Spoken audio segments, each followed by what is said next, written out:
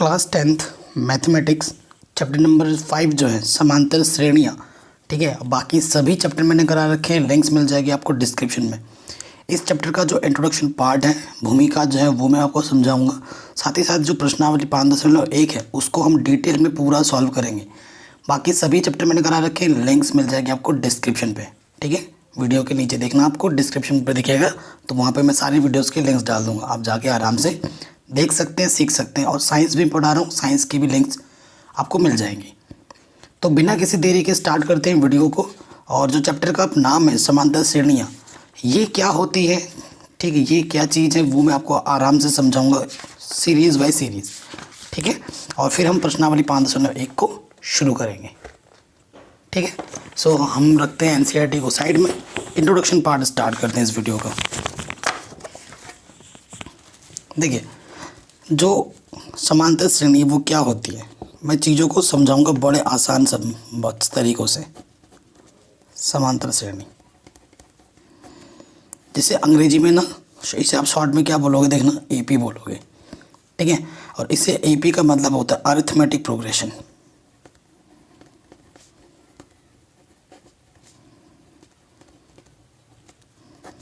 ठीक है, समांतर श्रेणी को अंग्रेजी में क्या बोलते हैं, अरिथमेटिक प्रोग्रेशन, शॉर्ट में एपी। एक्चुअली समांतर श्रेणी क्या होती है, श्रेणी में क्या होता है ना, आपको चीज़ दिखेगी। जैसे मैं एक श्रेणी लिख देता हूँ उदाहरण के तौर पे, क्योंकि जब हम उदाहरण के तौर पे सीखते हैं ना, तो फटाफट से हम चीज़ों को समझ पाते हैं। तो मैं आपके सामने 2 उदाहरण रख रहा हूँ, इन्हीं 2 उदाहरणों से मैं आपको स्पष्ट कर दूंगा कि समांतर श्रेणी क्या होती है और क्या नहीं होती है। सो अगर बात की जाए, मैंने एक श्रेणी लिखी 1 4 7, ठीक है, और यहाँ पर मैं लिख देता हूँ 1 की जगह मैं लिख देता हूँ 0। और चलो 1 लिखा, 4 लिखा, 7 लिखा, 10। ठीक है, ऐसे ही डॉट डॉट करके छोड़ दिया। और एक में लिख रहा हूँ 2 4 8 10 14, ऐसे ऐसे। तो दोनों में एक फ़र्क दिख रहा होगा, दोनों में एक चीज़ आपको दिख रही होगी। ये जो पहला सीरीज़ है आपको दिख रहा होगा कि 1 के बाद 4 है, इनके बीच में कितने का अंतर है, 3 का अंतर है। 4 के बाद 7 है, इनके बीच में कितने का अंतर है, 3। 7 के बाद 10 है, इनके बीच में कितने का अंतर है, 3 का अंतर है। इसमें आ जाओ, 2 के बाद 4 है, 2 का अंतर है। 4 के बाद 8 आ गया, सीधे 4 का अंतर है। फिर 10 आया, फिर 2 का अंतर है। तो ये जो सीरीज़ है, ये जो श्रेणी है, इसमें जो अंतर है ना वो असमान है ना, असमान। जब श्रेणी के बीच का जो अंतर है वो असमान है ना, तो वो समांतर श्रेणी नहीं होगी। जब सीरीज़ में, श्रेणी में 2 क्रमागत पदों के बीच का जब अंतर समान होता है ना, तो उसे हम समांतर श्रेणी कहते हैं। ठीक है, ये देखो 1 4 अंतर कैसे निकालते हैं, द्वितीय पद में से प्रथम पद को घटा देते हैं। जैसे ये मैंने अभी लिखा था ना, ये एक्चुअली एपी का एक उदाहरण दिया मैंने। ये हमारे पास है 1 4 7 10, ये था। तो इसे बोलते हैं प्रथम पद A1, इसे बोलते हैं द्वितीय पद A2, इसे बोलते हैं तृतीय पद A3, इसे बोलते हैं चतुर्थ पद A4। ठीक है, अगर आपको समांतर श्रेणी पता चल जाती है तो अब आगे के पदों को भी आप आराम से ज्ञात कर सकते हैं। कैसे, देखो, इनके बीच का जो अंतर होता है ना, इनके बीच का जो अंतर होता है उसे हम बोलते हैं हिंदी में सार्वंतर। क्या बोलते हैं, सार्वंतर, डी। ठीक है, डी से परिचित करते हैं। ठीक है, डी का जो फॉर्मूला होता है वो कहता है कि दूसरे पद में से प्रथम पद को घटाओ, A2 में से A1 को घटाओ, या A3 में से A2 को घटाओ, या A4 में से A3 को घटाओ। मतलब बड़े वाले में से उससे जस्ट छोटा वाला घटाना होता है। तो जब हम ये घटाएंगे तो ये जो सार्वंतर के मान आएंगे वो बराबर आएंगे। जैसे कि इस क्वेश्चन में देखो, 4 में से 1 घटाओगे 3 आएगा, 7 में से 4 घटाओगे 3 आएगा, 10 में से 7 घटाओगे 3 आएगा। तो ये जो अंतर है वो बराबर है। ठीक है, सार्वंतर का समान होना बहुत ज़रूरी है। अगर सार्वंतर समान है, सार्वंतर समान है तो वो समांतर श्रेणी है। अगर सार्वंतर असमान है तो वो समांतर श्रेणी नहीं है।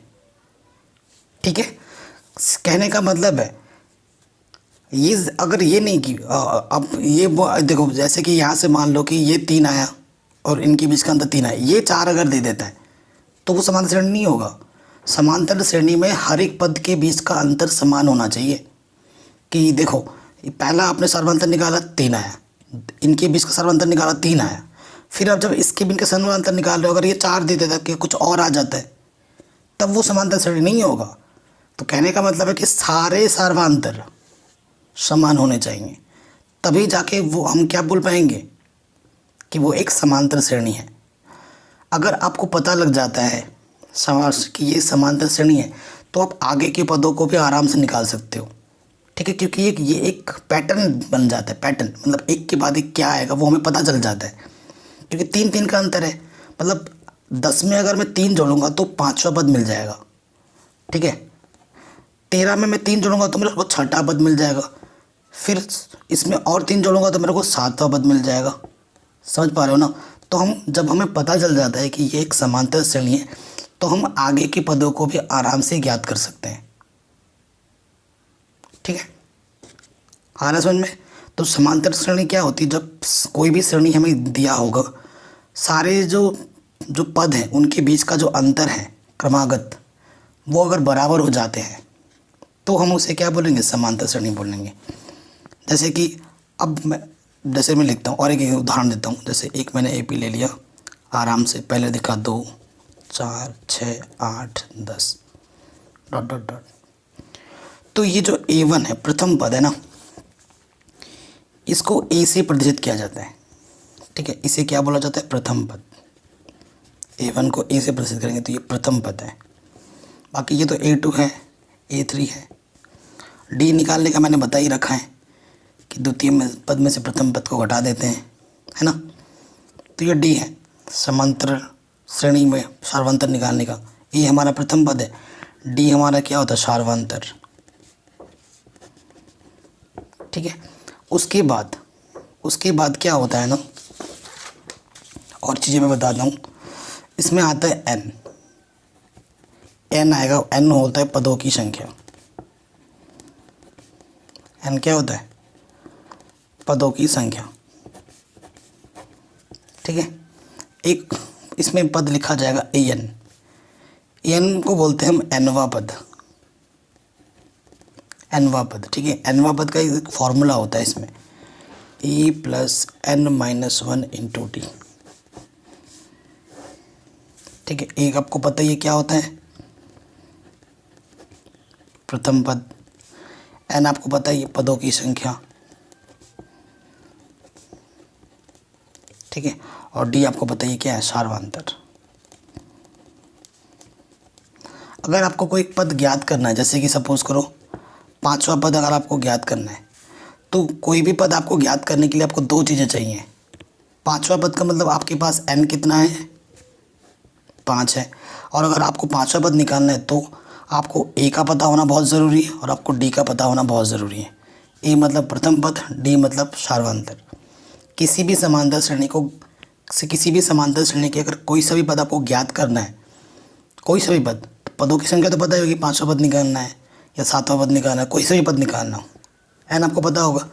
उसके साथ साथ आपको उसका प्रथम पद पता होना चाहिए और सार्वंतर पता होना चाहिए, तो आप कोई सा भी पद आराम से निकाल सकते हो।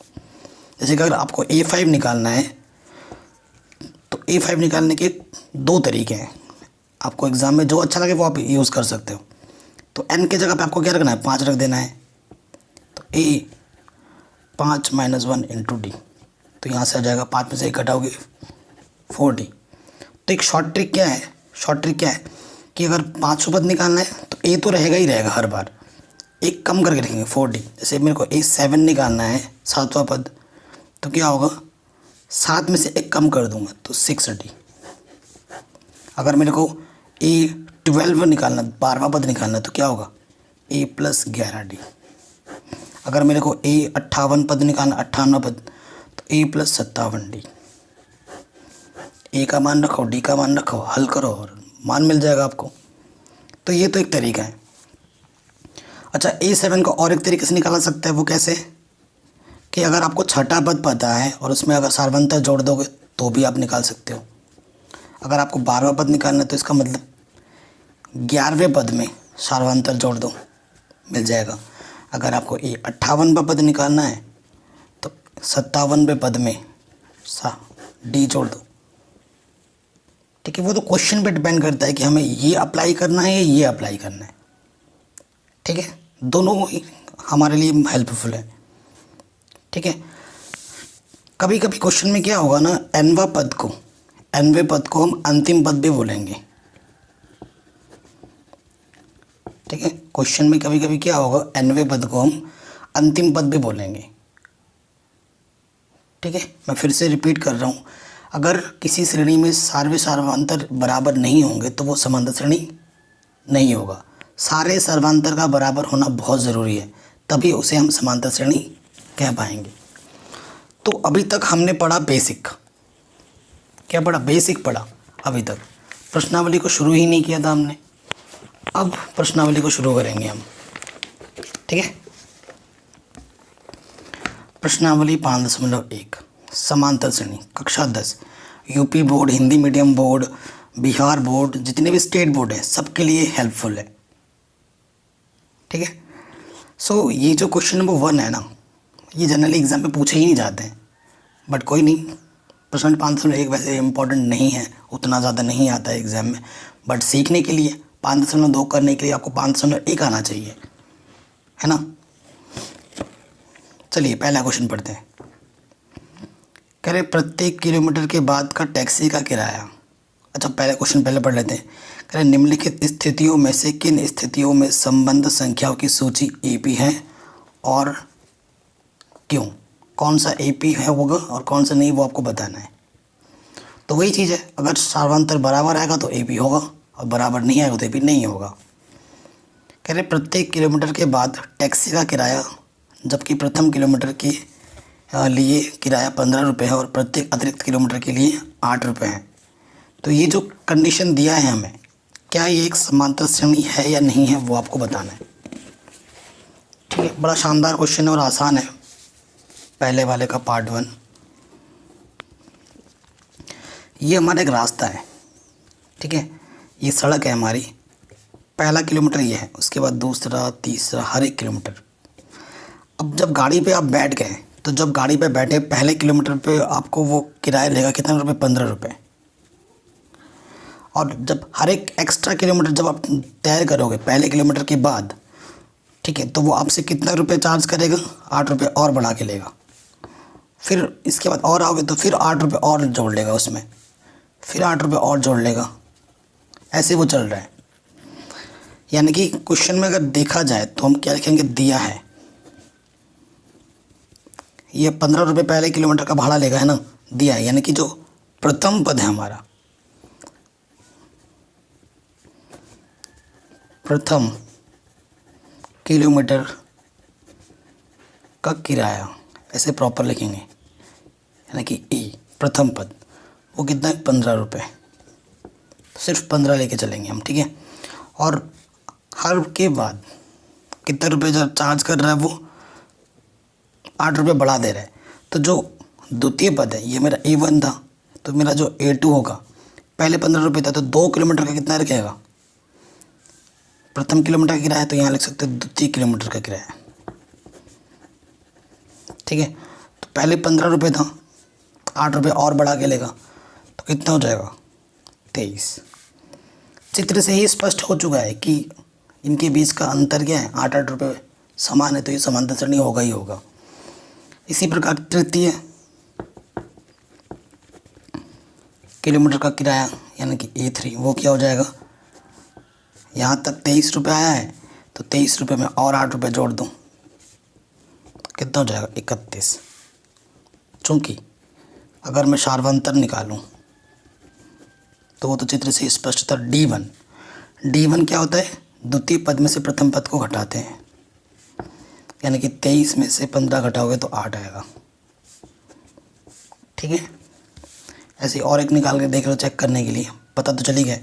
D2 यानी कि A3 में से A2 को घटा दो, तृतीय पद में से द्वितीय पद को घटा दो, तो यह जाएगा 31 माइनस 23 यानी कि 8।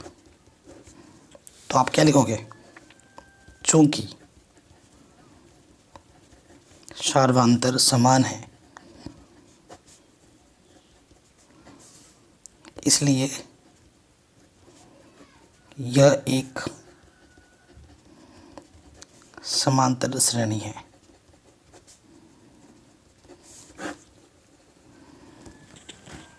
ठीक, आराम से हो गया, कोई दिक्कत नहीं है। पहला क्वेश्चन आराम से हो गया। चलिए अब आते हैं नेक्स्ट क्वेश्चन पे, सेकंड नंबर पे। ठीक है, ये ज़बरदस्त क्वेश्चन है।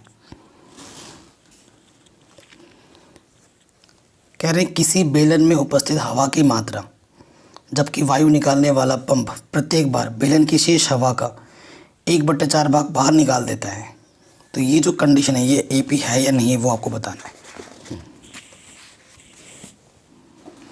ठीक है, हमारे पास एक बेलन है, सेकंड कंडीशन में ये एक बेलन है, इसमें ना पंप से हवा निकाल रहे हैं हम, इस पर एक पंप लगा के रखा है। ठीक है, उससे हम क्या कर रहे हैं, हवा निकाल रहे हैं। और जैसे ही हवा निकाल रहे हैं, जितना भी इसमें हवा था ना, हर एक पंप में एक बार पंप मारेंगे तो इसका 1/4 भाग कम कर देता है, ये क्वेश्चन में बोला है। तो हम मान लेते हैं, माना बेलन में हवा की मात्रा अंकित मान लेते हैं 1 है, कि इसमें 1 हवा है। ठीक है, स्टार्टिंग में, मतलब इसे मैंने पहला पद A1 हमारा कितना है, 1 है, पहला वाला कंडीशन ये हमने मान लिया।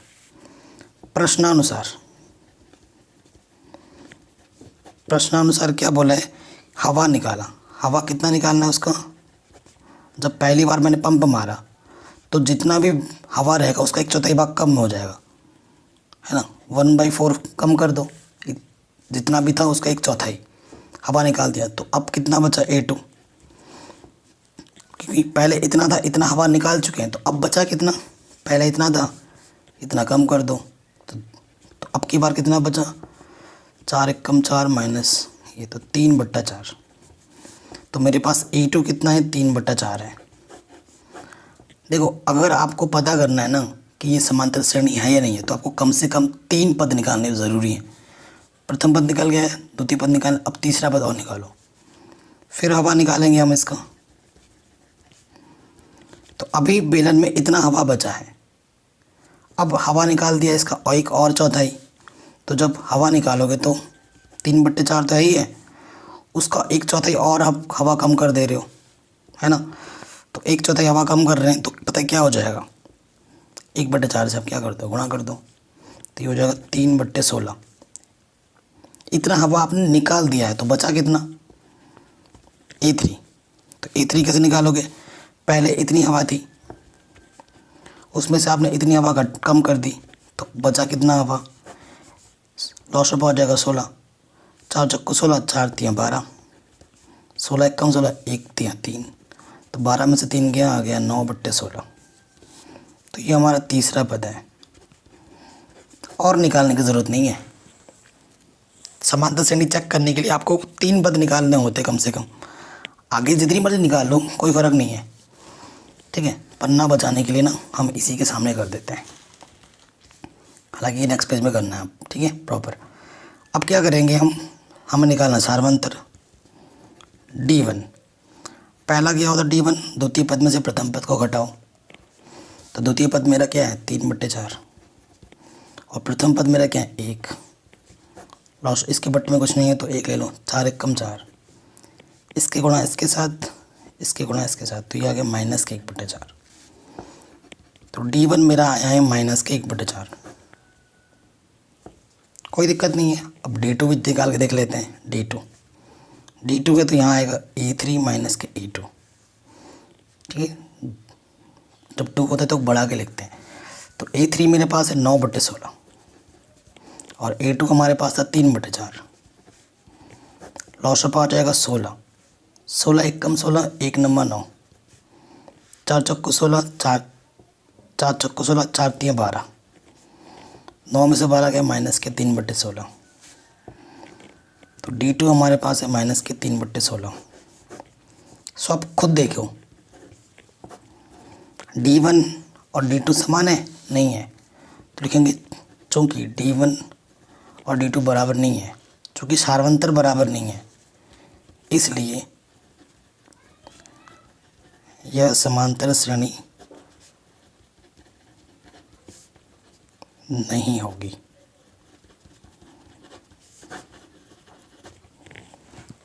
ठीक है, अगर आपको थोड़ी सी भी दिक्कत हो ना तो वीडियो को दोबारा देख लो, सबसे बड़ा फ़ायदा यही है।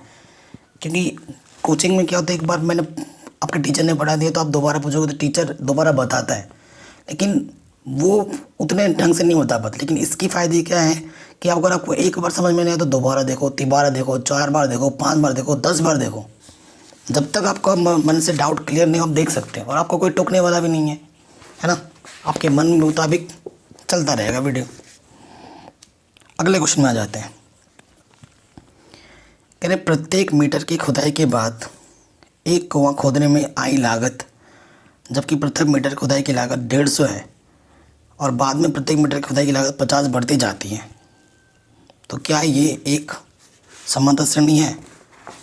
तो पता ही चल रहा है समांतर श्रेणी है, पहले वाले क्वेश्चन की तरह ही है ना। अब देखो थर्ड पार्ट है इसका हमारा ये। अब खोदना है हमें, मिट्टी खोदेंगे, सपोज करो कुआं ही खोद रहे हैं, है ना, कुआं खोद रहे हैं, ये 1-1 मीटर है, ये दूसरा, तीसरा, चौथा मीटर ऐसे है।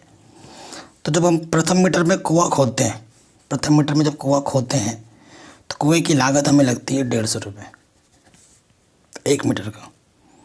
ठीक है, दूसरा मीटर जब कुआं खोदते हो ना, यहाँ से लेकर यहाँ तक का 1 मीटर का खर्चा है 150 रुपये। दूसरे रुपये पे जब हम दूसरे मीटर पे खुदाई पे जाते हैं तो इसमें 50 रुपये और ज़्यादा लग जाते हैं। तो जो मेरा A2 है वो क्या होगा, 150 + 50 यानी कि 200 रुपये। तीसरे मीटर पे जब हम जाएंगे तो और 50 रुपये ज़्यादा लग जाता है जितना आपने खर्च किया है, तो ये 200 + 50 यानी कि 250। पता ही चल रहा है 50-50 का अंतर है तो समांतर श्रेणी होगा। तो आप क्या लिखेंगे, ऐसे प्रॉपर लिखना, चूँकि दिया है प्रथम मीटर की लागत, प्रथम मीटर की लागत कितनी है, 150 रुपये। ठीक है, उसी तरीके से दूसरे मीटर की लागत वो क्या होगी, यानी कि 200। ये मेरा A1 है, ये मेरा A2 है। इसी तरीके से यहाँ से तृतीय मीटर की लागत 200 + 50 यानी कि जो मेरा A3 है वो है 250। ठीक है, अब आपको निकालना है सार्वांतर।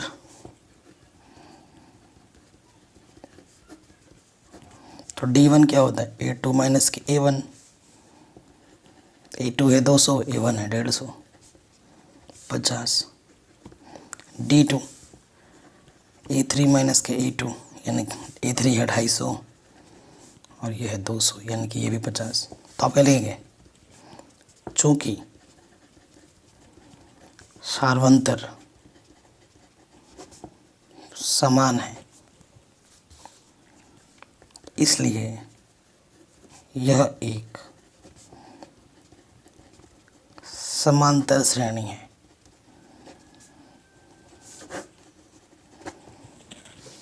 ठीक है, आराम से हो गई ये क्वेश्चन भी। नेक्स्ट क्वेश्चन पे आते हैं, क्वेश्चन नंबर 4। कह रहे हैं खाते में प्रत्येक वर्ष का जो मिश्रधन है, जबकि 1000 रुपये की राशि पर 8% वार्षिक दर से चक्रवृद्धि ब्याज पर जमा की जाती है।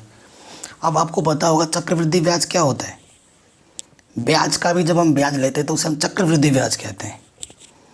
तो इस क्वेश्चन को 2 तरीक़ों से कर सकते हैं, चक्रवृद्धि ब्याज का फॉर्मूला लगा लो, उस तरीके से भी आप कर सकते हो, या फिर साधारण ब्याज वाला फॉर्मूला लगाकर उसमें जोड़ो, जो बनता है उसका फिर से निकालो।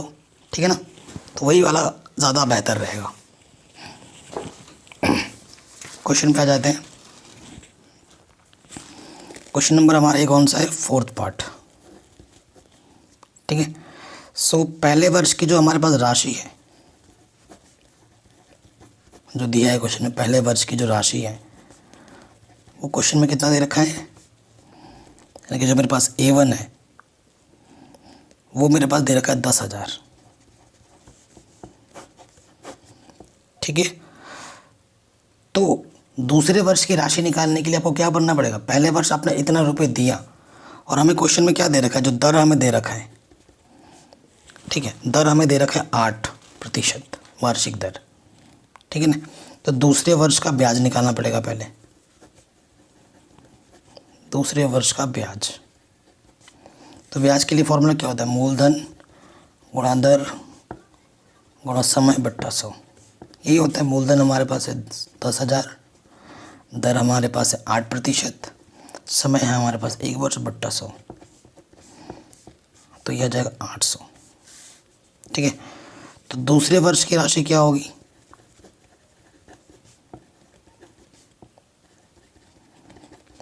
इतना रुपए हमने दिया था 10,000 और उस पर 800 रुपये ब्याज हो गया, तो ये टोटल बन गया हमारा 10,800 रुपये। ठीक है, मैंने हमेशा बोला है समांतर श्रेणी अगर आपको पता करना है तो आपके पास कम से कम 3 पद होने चाहिए। पहला पद 10,000 था, दूसरा पद निकाल लिया, तीसरा पद निकालो।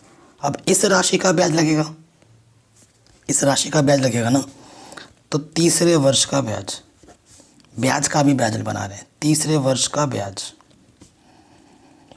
तो ये आपकी बार मूलधन का काम करेगा, मूलधन गुणा दर, समय तो वही है 1 वर्ष, 1 साल के लिए बट्टा 100, तो 108 को गुणा करेंगे 8 से, तो यह जाएगा 8 64, 864।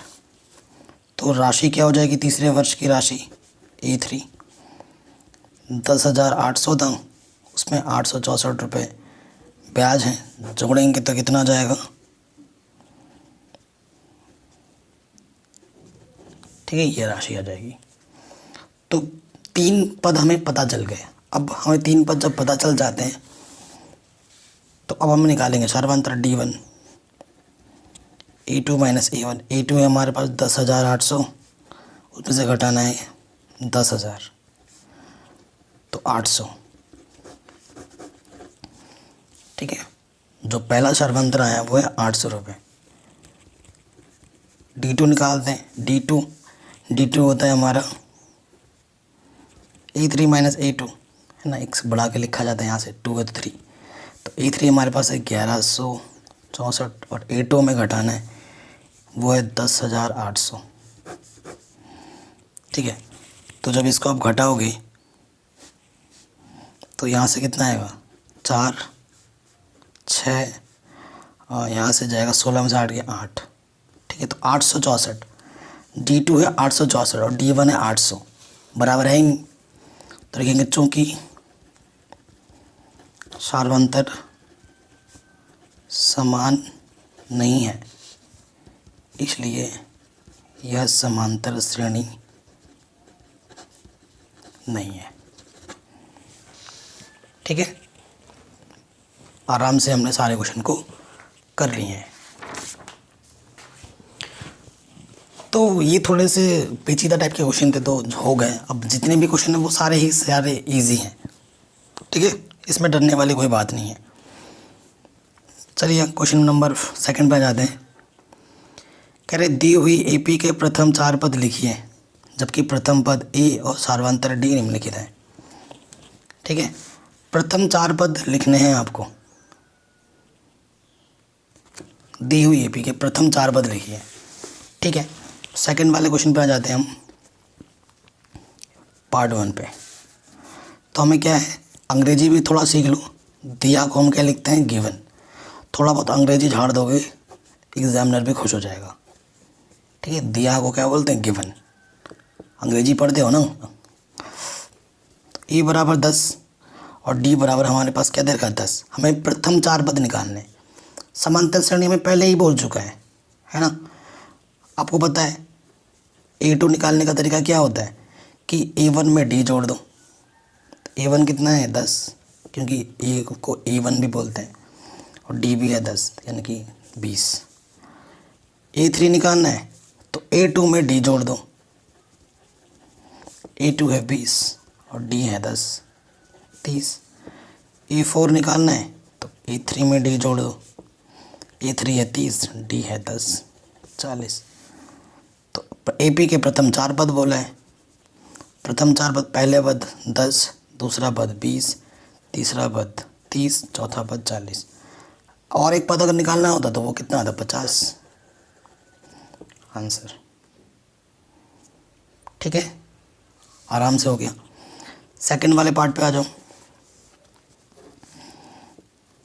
ए हमें दे रखा है -2, डी हमें दे रखा है 0। ठीक है, तो जब डी हमारा 0 होता है ना, तो उस श्रेणी को पता है क्या बोला जाता है? उस श्रेणी को बोला जाता है कांस्टेंट सीरीज, अंग्रेजी में नाम इसका आता है। निकाल लेते हैं। ए हमें दे रखा है, अगर A2 निकालना है, A2 होता है A1 + D। A1 है -2, D है 0, -2 ही आएगा। सारे पद वही सेम ही आएंगे क्योंकि D हमारा 0 है। A3 होता है तो होता है A2 + D, -2 है A2, D हमारा 0 है, -2। A4 क्या है? होता है A3 + D। A3 है -2, D है 0, तो -2। A4 + D, A4 हमारा -2 है, D हमारा 0 दे रखा है। आंसर ठीक है। अगर आपको AP के फॉर्म में लिखना है तो -2 -2 -2 -2 इस तरीके से लिख देना। ठीक है, आराम से बन गया ये क्वेश्चन। थर्ड वाले पार्ट पे आ जाओ। ए हमें 4 दिया है, डी हमें -3 दिया है। तो अगर A2 निकलना है तो वो होता है A + D। ए है 4, डी है -3, प्लस इंटू माइनस माइनस, 4 में से 3 गया 1। ठीक है, कोई दिक्कत नहीं है। E3 निकालने का मतलब होता है A2 + D। A2 आया है 1 और D हमारे पास -3, प्लस माइनस माइनस, 1 में से 3 घटाएंगे -2। A4 निकालना है, वो होता है A3 + D। A3 हमारा -2 आया है और D हमारा -3 है। -2 प्लस माइनस -3, दोनों ही माइनस के हैं तो जुड़ जाएंगे और चिन्ह माइनस का आ जाएगा। ठीक है, A5 निकालना है, A4 + D, -5 -3 -8। आंसर ठीक है, थर्ड वाला भी हो गया। फोर्थ पार्ट पे आ जाओ। ए हमारा -1 है, डी हमारा 1/2 है। तो द्वितीय पद निकालना है A2, वो होता है A + D, -1 + 1/2। लॉसपा, इसके बट्टे में कुछ नहीं तो 1 ले लो, 2 1 कम 2, इसके गुणा इसके साथ -2, 1 कम 1। तो -2 में से 1 घटाओगे तो -1 बचेगा, तो -1/2 बचा। ठीक। E3 क्या होता है? A2 + D। A2 है -1/2, D है +1/2, 1/2 में से 1/2 घटाओगे तो 0। A4 होता है A3 + D। A3 है 0 और D है 1/2। किसी भी संख्या में 0 जोड़ते हैं तो वही रहता है। A5 निकालना है, वो होता है A4 + D। A4 है 1/2, D है 0। सही कर रहे हैं ना हम? सॉरी, D तो हमारा 1/2 है, आधा में आधा जोड़ेंगे तो 1। आंसर ठीक है, तो ये क्वेश्चन भी हो गया। पांचवें पार्ट में आ जाओ, दशमलव वाला है। ए हमारा है -1.25, डी हमारा है -0.25। A2 A + D, तो ए हमारे पास है -1.25 और ये भी माइनस का है तो प्लस माइनस माइनस 0.25। जब दोनों ही चिन्ह समान होते हैं तो जोड़ देते हैं, 5 और 5 0, हासिल लगा 1, 2 2 4 और 1 5, दशमलव के नहीं दशमलव, 1 और 0 1। तो ये आ गया, दूसरा पद हमारा कितना आ गया? -1.50। ठीक, अब आपको निकालना है A3। तो A3 क्या होगा, A2 प्लस डी। A2 आया है माइनस के 1.50 और D हमारा है माइनस के 0.25। जोड़ दो, ठीक है। तो A3 कितना आ गया, माइनस के 1.75। A4 निकाल लो, A4 होता है आपका A3 प्लस डी। A3 आया माइनस के 1.75 और D हमारा कितना है, माइनस के 0.25। तो इनको जोड़ेंगे तो आ जाएगा 2.00 आंसर, ठीक है। आराम से मिलेगा। चलिए आगे के क्वेश्चनों में आते हैं। क्वेश्चन नंबर 3 पे कह रहे हैं निम्नलिखित में से प्रत्येक एपी के लिए प्रथम पद तथा सार्वंतर लिखें। ठीक है, कह रहे हैं कि प्रथम पद बताना है और सार्वंतर बताना है, और पहले इसने बोल दिया है कि सारे के सारे जो टर्म हैं वो एपी हैं, पहले ही बोल दिया है। निम्नलिखित में प्रत्येक एपी के लिए प्रथम पद तथा सार्वंतर ज्ञात कीजिए। ठीक है, ओके, बड़ा आसान क्वेश्चन है। तीसरा का पहला पार्ट, एपी दे रखा है 3, 1, माइनस के 1, माइनस का 3। ठीक है, तो प्रथम पद क्या होता है, ये वाला पद है ना। प्रथम पद ए यानी कि 3 है और हमें निकालना है सार्वंतर, तो वो होता है A2 माइनस A1। A2 है 1 और A1 है 3। 1 में से 3 घटाओगे माइनस के 2 आंसर। सेकंड वाले पे आ जाओ। एपी हमें दे रखा है माइनस के 5, 1, 3, 7 डॉट डॉट डॉट। तो प्रथम पद ए कितना है हमारा, माइनस के 5, और सार्वंतर डी कितना है हमारा, सेकंड टर्म माइनस के फर्स्ट टर्म। तो सेकंड टर्म हमारा माइनस के 1 और फर्स्ट टर्म हमारा है माइनस के 5। तो माइनस के 1 माइनस माइनस प्लस के 5, 5 में से 1 घटाओगे तो 4 आंसर। ठीक, ये भी बन गया हमारा आराम से, कोई दिक्कत नहीं है। थर्ड पे आ जाओ। थर्ड वाले पे दे रखा है हमें एपी 1/3, 5/3, 9/3, 13/3 डॉट डॉट डॉट। तो इसमें से प्रथम पद कौन है, ये चीज़, ठीक है, 1/3। और सार्वंतर कैसे निकालते हैं, द्वितीय पद माइनस के प्रथम पद। द्वितीय पद हमारा कितना है, 5/3 और प्रथम पद हमारा कितना है, 1/3। मस्त चीज़ क्या है कि जब नीचे सेम समान होता है ना तो वो वही आ जाता है और ऊपर से वैसा का वैसा ही लिख देते हैं। 5 में से घटाएंगे तो 4/3, ये आ जाएगा आपका सर्वांतर और ये आ जाएगा आपका प्रथम पद। ठीक है, चौथे वाले पार्ट पे आ जाऊँ। और चौथे वाले पार्ट में जो आपका एपी है वो है पॉइंट में।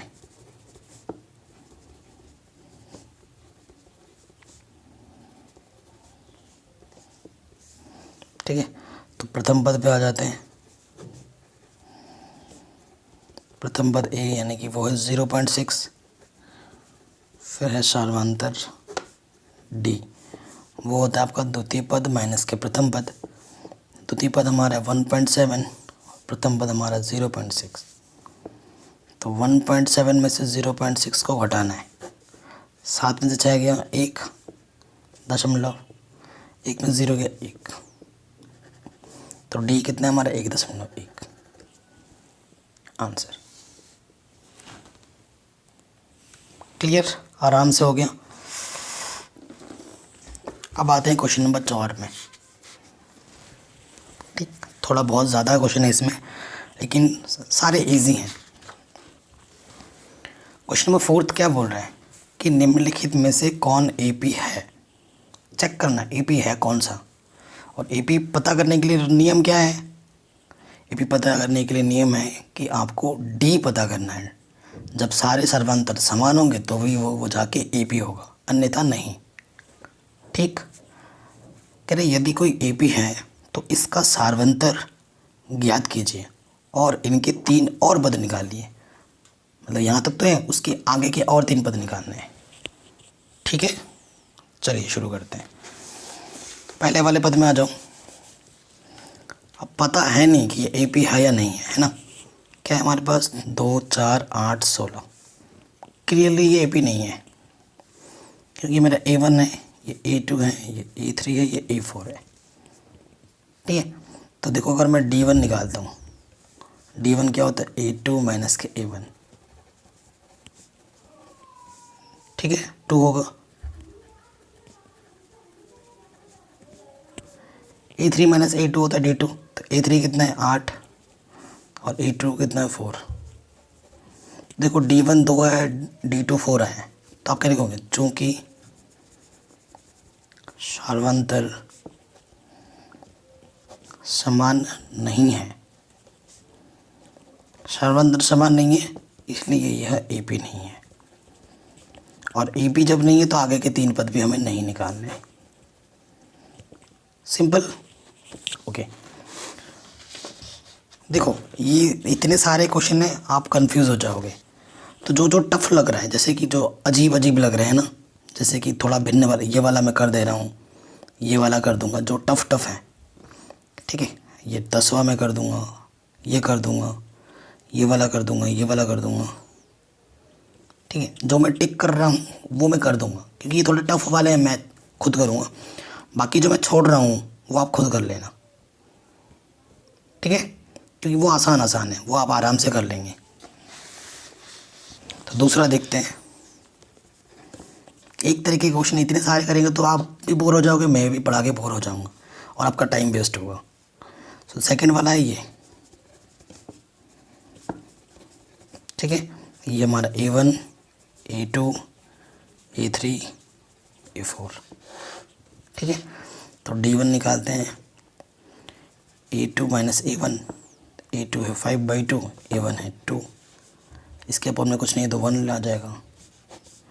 2 1 जा 2, 1 5 जा 5, 2 2 जा 4, तो 5 1/2 आ जाएगा D1। D2 क्या होता है A3 माइनस A2, A3 है 3 और A2 है 5/2। इसके बट्टे में कुछ नहीं तो 1 ले लो, 2 1 कम 2 लो, 2 3 6 5, 1/2। तो सार्वंतर समान है, तो यह कि यहाँ ए पी है। ठीक है, अब यह ए पी है, इस वजह से इसके 3 और पद हमें निकालने पड़ेंगे। ठीक है, ओके, तो 3 और पद निकालने हैं। चौथा पद पता था, 5वां पद निकालना है A5। तो A5 क्या होगा A4 प्लस D। A4 हमारे पास था 7/2 और D हमने निकाला है 1/2। लॉस ऑफ समान है तो ऊपर वैसे का वैसे ही जुड़ जाएगा। 8/2, 2 चौके 8। एक पद निकालना, A6 भी निकालना पड़ेगा, वो होता है A5 प्लस D। A5 4 आए और D हमारा 1/2 है। एलसीएम इसके बपौन में कुछ नहीं तो 1 ले लो, 2 1 कम 2, 2 चौके 8, 1 कम 1, तो ये आ जाएगा 9/2 आंसर। अगला पद A7 होगा A6 प्लस D। A6 है 9/2 और D हमारा 1/2। लॉस ऑफ समान है, 2 आ जाएगा ऊपर वैसे का वैसा जुड़ जाएगा। 10/2, 2 पंजे 10। तो अगले 3 पद भी हमने निकाल दिए, क्योंकि समांतर श्रेणी होगा तो आपको अगले 3 पद निकालने हैं, निकाल दिया हमने। ठीक है, अब इसी तरीके से आपको सारे क्वेश्चन करने हैं। ठीक है, तो आराम से आप कर सकते हैं। जो टफ क्वेश्चन है वो मैं कर दे रहा हूँ, इजी आपके पर छोड़ दे रहा हूँ। जैसे कि 5वां है 3 प्लस √2, 3 प्लस 2√2, फिर है 3 प्लस 3√2 ... तो देखो D1 क्या होता है A2 माइनस के A1। A2 है 3 प्लस √2 और A1 है √3, 3 से 3 कैंसिल, ये आ जाएगा √2। D2 होता है आपका A3 माइनस के A2, A3 है आपका 3 + 2 √2 और A2 आपका 3 + √2। सही से सॉल्व करते हैं, माइनस अंदर मल्टीप्लाई करेंगे तो चिन्ह बदल जाता है, प्लस माइनस माइनस। 2 √2 में से 1 √2 घटाएंगे तो कितना आ जाएगा √2। देखो D1 D2 बराबर आ गए, इसलिए यह AP है। अब जब AP है तो आपको और आगे के पद निकालने हैं, यानी कि A4 5 निकालना है, वो होता है A4 + D। A4 था आपका 3 + 3 √2 और D हमारा है √2 3, 3 √2 में √2 जोड़ देंगे तो 4 √2। ठीक है, फिर आपको A6 निकालना है, वो होगा A5 + D।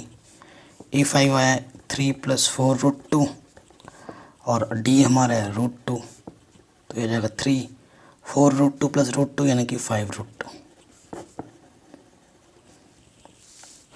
फिर आपको सातवां पद निकालना, वो होता है A6 + D।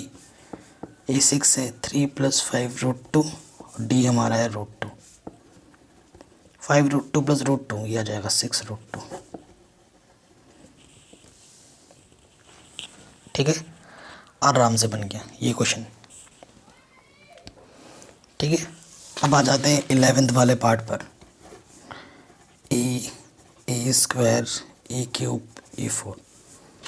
ठीक है, तो अगर देखो D1 निकालेंगे तो द्वितीय पद माइनस प्रथम पद, तो यहाँ से कॉमन क्या है, A कॉमन है, A² से A बाहर रखोगे तो A बचेगा। ठीक है, ये D1 है। D2 क्या होता है, तृतीय पद माइनस के प्रथम पद, कॉमन क्या है A², तो यहाँ से बचेगा A, यहाँ से 1। जब पूरा बाहर आ जाता है ना तो वहाँ पर 1 बचता है। ठीक है, तो ये चीज़ और ये चीज़ पूरी अलग है, तो आप कह रहे हैं चूँकि D1 बराबर नहीं है D2 के, अतः यह AP नहीं है।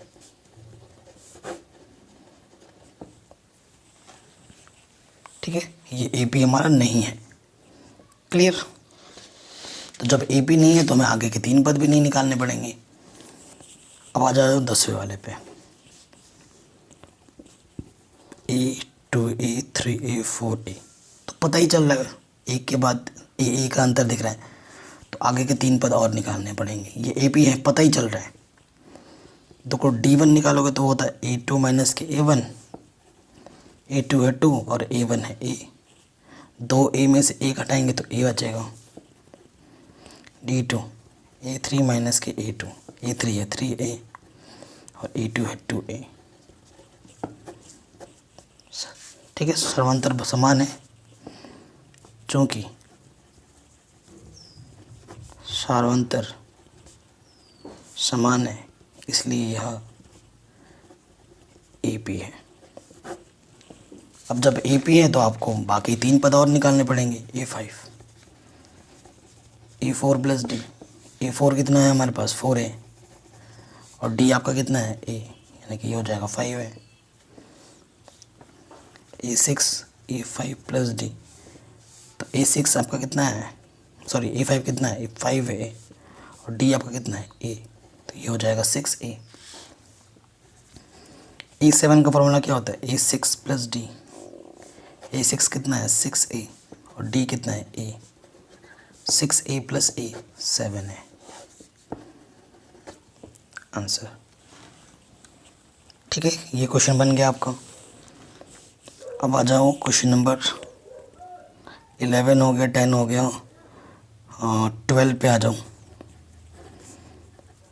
√2 √8 √18 √32, ये इम्पॉर्टेंट क्वेश्चन है। तो देखो √8 का मतलब क्या हुआ, जोड़ा बनाओ ना, 2 चौके 8, 2 दूनी 4, 2 1 2, तो जोड़ा बनाना है। जिसका जोड़ा बना वो तो बाहर आ जाएगा, जिसका जोड़ा नहीं बना वो √8 के अंदर रहेगा।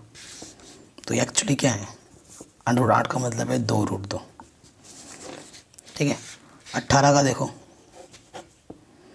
2 9 18, 3 3 9, 3 1 3 का जोड़ा बना, जिसका जोड़ा नहीं बना वो रूट के अंदर यह है 3√2 और ये आ जाएगा 4√2। तो ये भी एक AP है। इस देखो D1 क्या होता है, द्वितीय पद माइनस प्रथम पद। द्वितीय पद क्या है 2√2, प्रथम पद क्या है √2। 2√2 में से 1√2 घटाओगे तो √2 बचेगा। D2 क्या होता है A3 माइनस के A2। A3 3√2 और ये है 2√2। तो 3√2 में से 2√2 घटाओगे तो √2 बचेगा। तो देखो सार्वंतर क्या है, समान है। तो लिखोगे सार्वंतर समान है, अतः यह AP है। और जब AP है तो इसके आपको और 3 पद निकालने हैं। तो और 3 पद, अगला जो 5वां पद आएगा ना वो आएगा 5√2, यह आएगा 6√2 और यह आएगा 7√2। ठीक है, 5वां पद आप कैसे निकालोगे, A5 A4 plus D। A4 हमारे पास कितना है 4√2, D हमारे पास है √2, 4√2 प्लस √2 5√2। एक 6 निकालोगे वो होता है आपका A5 प्लस D। A5 आया है 5√2, D हमारे पास है √2, तो यह आ जाएगा 6√2। A7 होता है A6 प्लस √2। A6 हमारा है 7√2, सॉरी A6 है हमारा 6√2 और ये √2। 6√2 में √2 जोड़ेंगे तो 7√2 आंसर। तो ये क्वेश्चन भी बन गया। अब आ जाओ क्वेश्चन नंबर 13 में। √3 √6 √9 √12। तो ये रूट से बाहर नहीं निकल सकते हैं, ट्राई करके देखना। तो जो D1 है हमारा वो है A2 माइनस के A1 है ना। A2 कितना है √6 और √3, द्वितीय पद माइनस प्रथम पद। देखो रूट वाले में क्या है कि समान टाइप के जोड़ते हैं, समान टाइप के आपस में घटते हैं। √6 और √3 इसमें अंतर है, तो ये ना इसमें से घट नहीं सकता, ये ऐसे का ऐसे ही रखना पड़ेगा हमें। D2 निकालो, वो होता है आपका A3 माइनस के A2। A3 है √9, यह है √6। तो ये चीज़ और ये चीज़ बराबर नहीं है, तो कहेंगे चूँकि D1 बराबर नहीं है D2 के, अतः यह AP नहीं है। अब AP जब नहीं है तो हमें आगे के 3 पद निकालने ही नहीं पड़ेंगे। ठीक है, ये क्वेश्चन भी बन गया हमारा आराम से। अगला क्वेश्चन है 1 का स्क्वायर 3 का स्क्वायर 5 का स्क्वायर 7 का स्क्वायर डॉट डॉट डॉट। 1 का स्क्वायर का मतलब एक को 1 से गुणा करेंगे। 3 का स्क्वायर मतलब 3 को 3 से गुणा करो 9, 5 को 5 से गुणा करोगे 25, 7 को 7 से गुणा करोगे तो 49। अब चेक करो D1 यानी कि A2 माइनस के A1। A2 कितना है 9, A1 कितना है 1 यानी कि 8। D2 यानी कि A3 माइनस के A2 25 माइनस 9। तो 25 में से 9 घटाओगे तो कितना आ जाएगा 16। सो पता चल रहा है ना D1 और D2 बराबर नहीं है। चूँकि D1 D2 के बराबर नहीं है अतः यह AP नहीं है।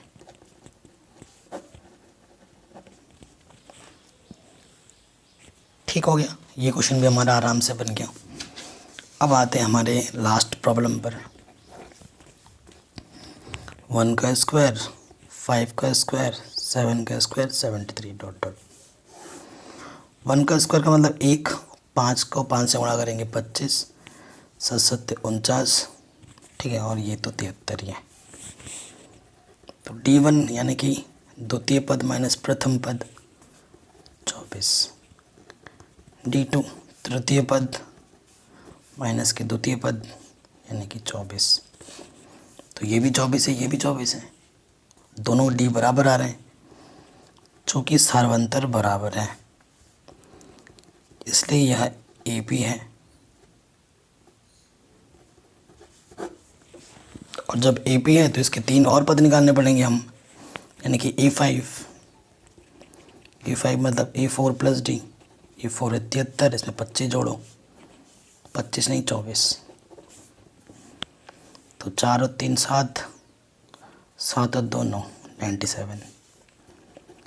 A6 A5 plus D, A5 है 97 और डी है हमारा 24, 7 और 4 11, हासिल लगा 1, 9 2 11 और 1 12, 121।